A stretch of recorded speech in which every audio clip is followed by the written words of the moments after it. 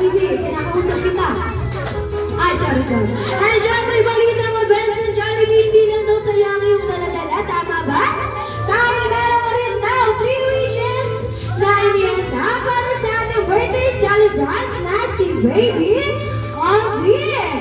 Kaya naman, fresh wish para sa ating birthday celebrant na si Baby Audrey ay lumaki pa, matalino at mas tatalino pa. Palakpakan naman po natin si best friend Jollibee. Ayan, palakpak naman Baby Audrey.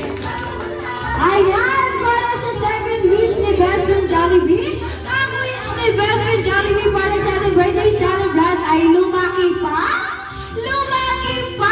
is strong like our best friend na si Jollibee. Palakpakan Jollibee, palakpak Jollibee.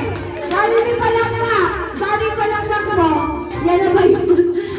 Ayan, third wish and final wish para sa ating birthday celebrant ay lumaki pa gumugulong. Ay, ano ba yun?